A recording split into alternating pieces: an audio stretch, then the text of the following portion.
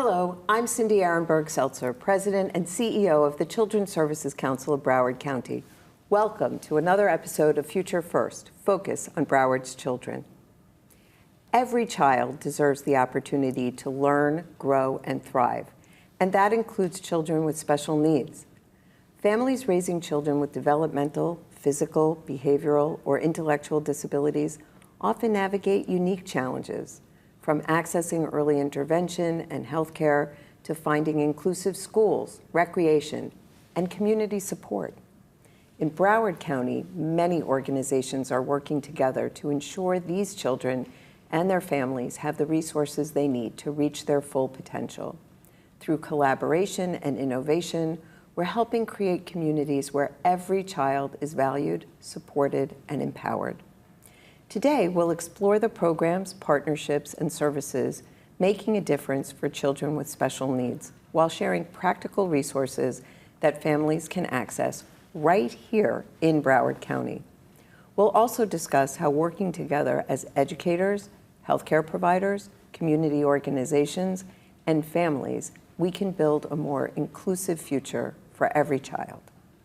The Children's Services Council of Broward County is proud to invest a very small portion of local property tax dollars into programs that help children and families thrive. Thank you for joining us. Let's begin today's show. Welcome to Irie Diaz, President and CEO of the Advocacy Network on Disabilities, Jessica Rincon, Assistant Director of Program Services at CSC Broward, and Andrea Swift, Principal of the Quest Center. Welcome, ladies. Thank you. What a great panel, and certainly demonstrating collaboration. Here we have Broward Schools, CSC, and one of our great providers. Irie, I want to start with you because when it comes to the Advocacy Network on Disabilities, you play a lot of different roles in the community, whether it's helping other agencies thrive or delivering your own programs or just advocating. So first, I'd like you to explain, if you would, the nomenclature, because we talk about children with special needs, we talk about children with disabilities. What are we saying there, and how do you address that at the Advocacy Network? So first, we start by asking people what wording they prefer, because people have a choice and they have the right to be addressed in the way that is comfortable for them. A lot of advocates prefer the word children with disabilities or people with disabilities because we're trying to get away from the notion that there's something wrong with having a disability. The whole idea is that it's okay to have a disability, and people with disabilities don't have special needs. They have the same needs everybody else has. They need to belong, they need to get from point A to point B, they need to work and to participate and contribute. They just meet those needs in different ways, depending on the disability and their level of functioning. So that is one of the ways in which we address that, and it starts with respect. That's also where the people first language comes Correct. from. You're a person with a disability or with a special need as opposed to a disabled person. Right. And even with that, different groups have different preferences.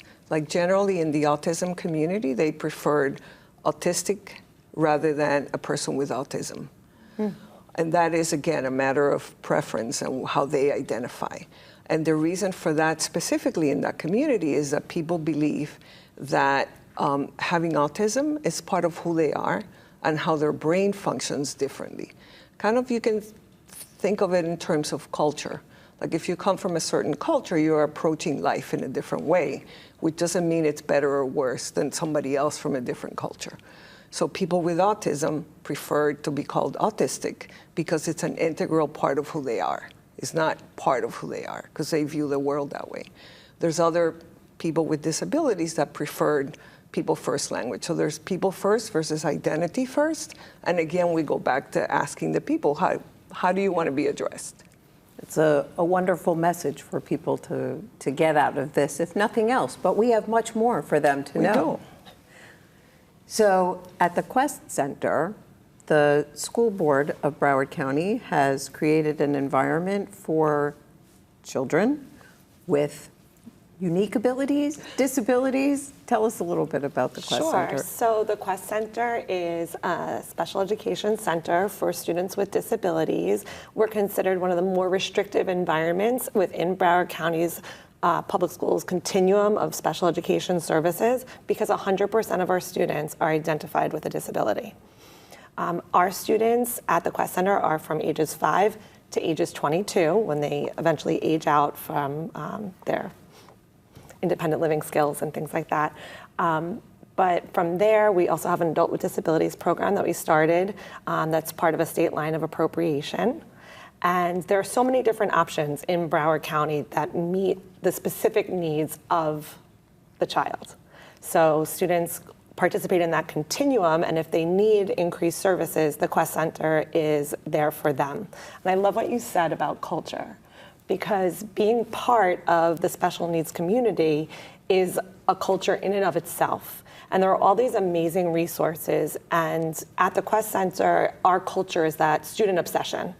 Many of our students are nonverbal, and you have to love these students and really be present in the moment and take a pause to be able to meet their needs. And I think that's what makes the Quest Center and other special education centers throughout Broward County schools so important, because it is so custom tailored to the exact needs of the child. And I'm very proud that we have places like that in Broward County Public Schools that are a safe place for those who may be voiceless, that are a safe place within the community where they can experience so many different things above and beyond academics, and that they feel like they have a place for them. Because no matter what your cultural identity is back home or in the community itself, you need a place that's just for you. And I think we do a good job of providing that.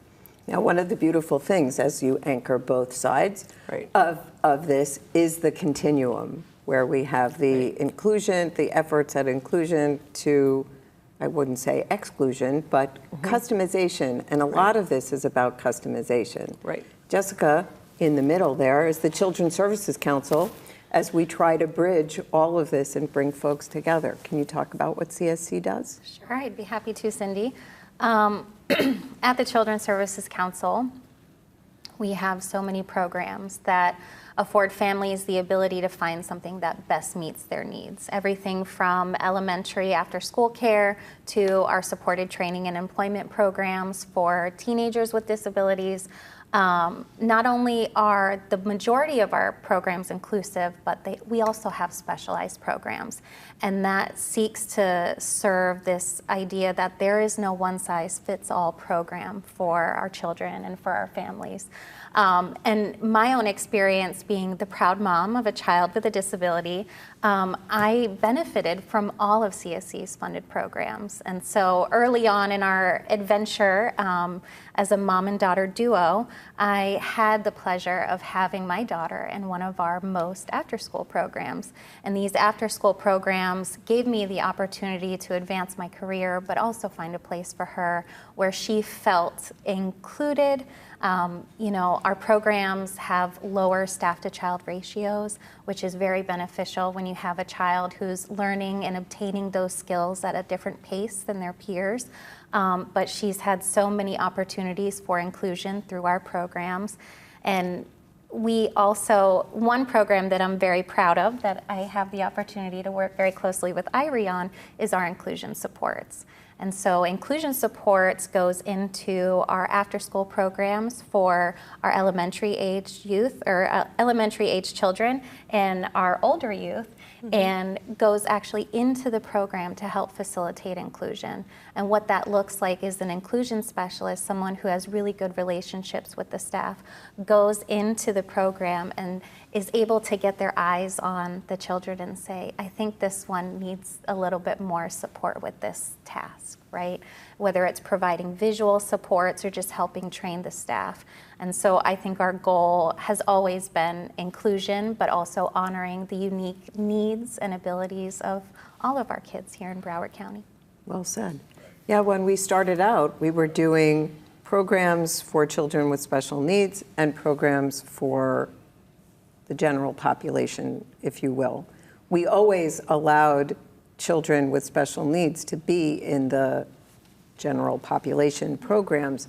But really, Irie, I think you were the one who first brought us the idea that maybe more supports could be available to those programs.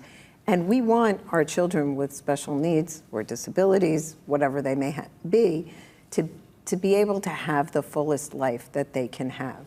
So Irie, talk about what you've been doing over there at A&D. Thank you. So thank you, Jessica. We described our program really well. That's part of what we do, and we're really grateful that a really small portion of the tax dollars go to support agencies like us. And we are not different parts of the same continuum. We're part of the same continuum. Because the idea is that families have dignity of choice of where they go and what their child needs. There's a lot of benefits to inclusion if your child is able to participate with supports in programs. And that benefits not just a child with a disability, it benefits the other children, and it benefits society at large. Because when you're exposing children that don't have disabilities and don't have siblings with disabilities to children with disabilities and the idea that they can do X, Y, or Z, when they grow up to be adults, they're going to be more likely to hire somebody with a disability, to serve people with disabilities, which is the idea. Because it's the responsibility of everybody. This is not something that the CSC and the schools and community organizations and families should have the I don't want to use the word burden because it's not a burden, but the obligation to do it. This is something that we all have to do together.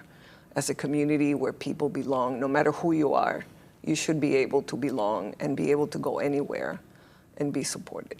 And reduce fear. Correct. I think that exposure that you talk about both reduces the fear, excuse me, and builds compassion, I think. Correct. Can I just, yeah. And so we're really grateful that so the way our programs work, like the program that Jessica describes, is primarily special education teachers that work with programs to help the programs include kids with disabilities. But because we also provide services to families, when they run across families that need a little extra help outside the program, we have social workers that then work with the family to make sure that they access services in the community, that they get counseling, that they get special parenting education so that the children can thrive. Not just the child with a disability, but the other children in the family that may not have a disability. I'm really glad you brought that up. And I'm not sure what the Quest Center does about this, but it can be a strain on a family. Correct. There are guidebooks, but pamphlets on how to really raise your child. Every child is unique. We were just talking about our own children and sort of navigating that. A child with a developmental or physical disability comes with some extra things to navigate. So can you talk a little bit about the supports for parents and what they can get? I'd love to. So I think one of the common threads, no matter where your child goes to school or what they're involved with outside of school, is a feeling of isolation that many of our parents have. And I've learned so much already just by sitting here and chatting with these ladies. And this is what I'm an expert in, and I'm still finding out about new things within the community. So breaking barriers through forums such as this and preventing those silos from happening, where I know what I do, I kind of know what you guys do, but once we start really communicating and sharing that information with the public, that's when we can break free of that isolation that so many of our parents and our children feel because they are individuals that are part of a family with disabilities. I can speak for the Quest Center. We take that education component a step higher because we offer not only nighttime events for our own students, but for the community at large. So anybody within our community can come through. We offer 3 a year. The first one is Abilities Awareness Night. We offer transition services, and we also offer a night with information about guardianship. And then we do chat and choose that are available on Teams. And the reason why we offer these is because exactly what you said. It's very hard to find out what's available to you and get a one-stop shop with all these different interagency collaboration opportunities that are happening. And you can say, oh, I need that, I don't need this, and what can I do to enrich the life of my child? At the Quest Center, we are very fortunate because we have things in place to give them those opportunities while they're at school. Things like community-based instruction, Swim Central, which is huge for our population, and other programs with partnership with Museum of Discovery and Science. I mean, we're very fortunate that we can create those inclusive opportunities within our own building. And sometimes our parents don't have those same abilities and they might need services to access those things. But I think that's what it boils down to, is just access and knowledge of what's available to you. I love that you mentioned Swim Central. That's another CSC-funded It is. It's a wonderful program where we do want to make sure, and now especially, we'll be doing another program on this, but drowning prevention and the attraction of water to children, especially those with autism, that you got to put those barriers in place to prevent that from happening. We just gave away 2 pool alarms. Yay! Water watchers, Yes. barriers, alarms, very important. Very important. Very important. Jessica, talk about the Children's Services Council and the role that we play in in building the collaborations. Sure, my favorite topic. Not only do we have procurements and providers that we fund that provide the service, but we're also driving the needle forward in so many different ways. And our partnerships with the Broward Partnerships for Kids and our Special Needs Advisory Coalition, and our partnerships with our funded providers, participating in community initiatives that want to really make an impact for individuals and children with disabilities. It's not just housed here at CSC, it comes from partnerships with the school district, other philanthropists. And so one thing that I know I'm very passionate about is just making sure that the feedback loops are always working, that we're not siloing, that the information is getting out what the community needs, the feedback that we're hearing, and what families' experiences are, what their true lived experiences. And that's how we generate our procurements, and that's how we keep making an impact in the community. And our programming starts from supporting that access to early identification and early intervention, and what a difference that can make in a child's life. Irie, you want to talk about any of that? Yes, actually, I was thinking, I've been working closely with the Children's Services Council for about 6-7 years now, and I have watched the progression from inclusion to belonging happening before my eyes at the Children's Services Council, and I am so grateful for that. Going from making sure that kids can there's access, and then there's the ability to really participate meaningfully in a program, and then the ability to really feel welcomed when you come into a program. Because families are more likely to participate in programs where they feel welcomed rather than, oh, okay, you're here, we're gonna help you, do our best to help you. We all wanna belong. And so, watching that, there's a difference between accommodations and really, we want you here. And that starts with what pictures you're using. Like when you're showing your pictures, are there kids with disabilities that are showing up in the pictures? Mind you that there's a lot of disabilities that are not visible, but there are some that are. And so when you include those pictures, a family can recognize itself. And then they know, oh, that's a safe place to go. A lot of parents that have kids with disabilities are afraid that their kid's going to get kicked out of the program. We've had horror stories of parents registering kids and not telling the program that the child has a disability out of fear. It ends up being worse. So if from the beginning they feel welcomed, then they're less likely to do that, and we can serve the children better, which is the whole idea. How do we make children thrive? We take a lot of pride in that. And the programs that, the services that Irie's program provides by inclusion supports also helps identify children who may not have yet been identified as needing additional support. And so by having skilled people that go into this environment, you know, sometimes in the school environment, there's so much happening all the time, and sometimes there really is a child struggling. And it helps that we have the services that can go into these programs and really identify and kind of help get the families navigated on a path to get the resources and support they need.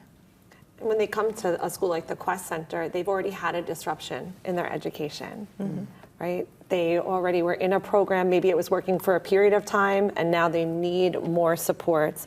And that's the case for any of the ESC Center schools in the district. So once they come to us, how can we say, okay, it might not have been so successful in your last placement, but build that trust and build that comfort, not only with the child, but with their family, and talk about how we can provide those wraparound services and ensure that they have those inclusive experiences where they feel that the school is a place for them and that they can learn everything that they need within those walls and that they're welcome there.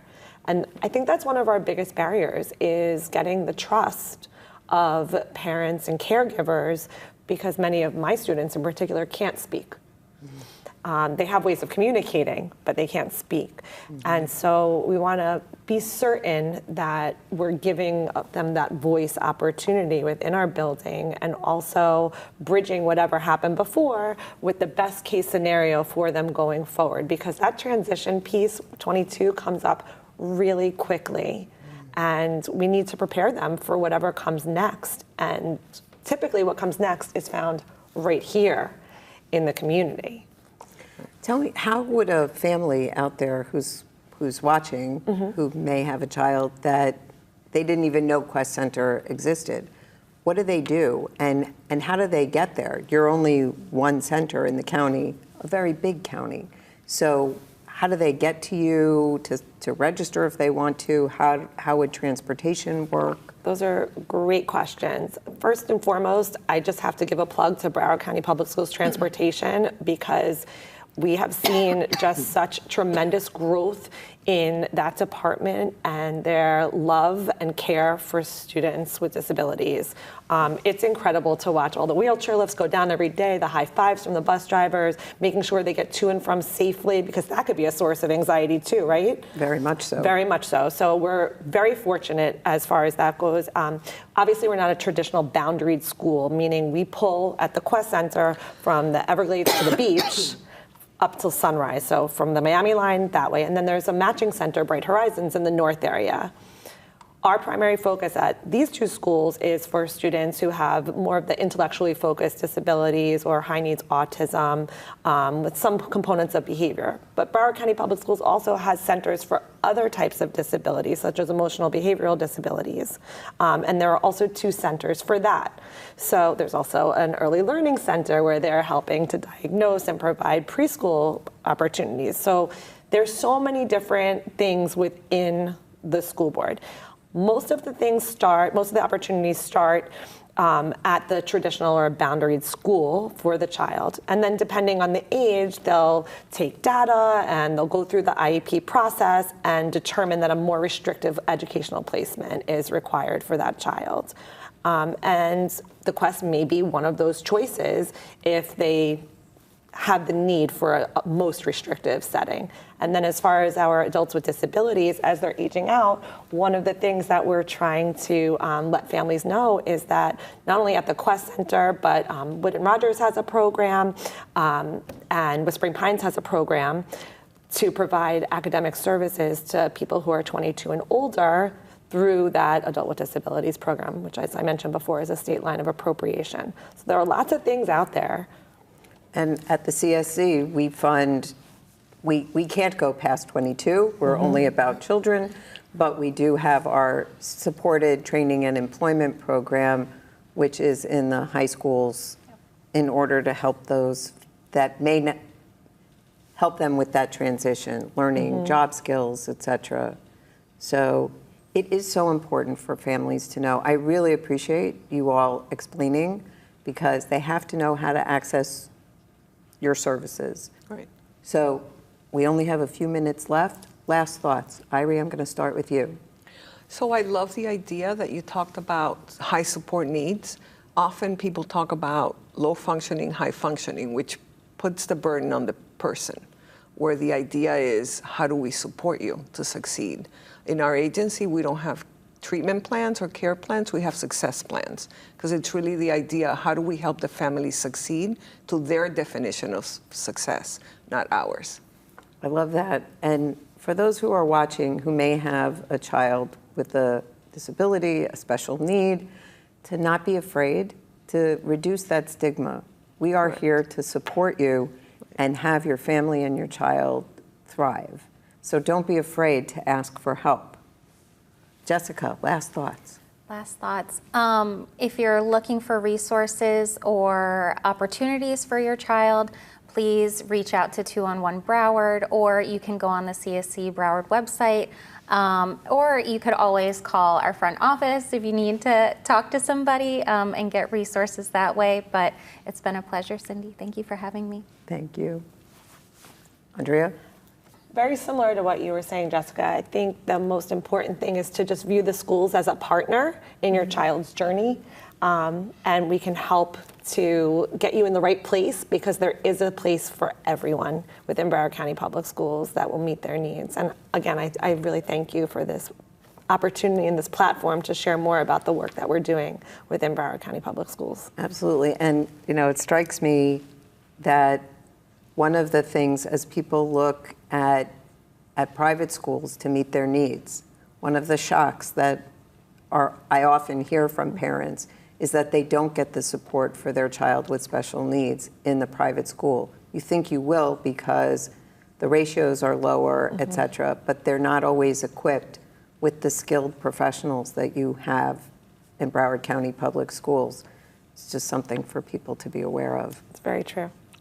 Very true. We hear the same thing from families. And thank you so much for having us. Oh, it's my pleasure. Ladies, I love this topic. I love being able to support our children with special needs and seeing them thrive. I have had the benefit of watching so many alumni of the different programs really transform and gain the confidence to strike out in ways that many parents thought were not possible. I can't wait to see Penny graduate. We'll be cheering her from the sidelines. So thank you, Irie, Jessica, and Andrea, and all of you for watching as we work together to build a brighter future for Broward's children and families. I've been your host, Cindy Arenberg Seltzer. For this or any other episode of Future First, Focus on Broward's Children, go to our website, cscbroward.org, where you can access our YouTube channel, follow us on social media, and remember to join us next time on Future First, Focus on Broward's Children. Don't forget about being a kid. Don't forget about paying it forward. Don't forget about love and purpose. Service is the mission, baby. Listen with love, listen with love, listen with love. Talk to your kids, ask them what's up. And listen up with love. Listen with love, listen with love, listen with love. Kick it with your kids, remember you were one. And listen up with love.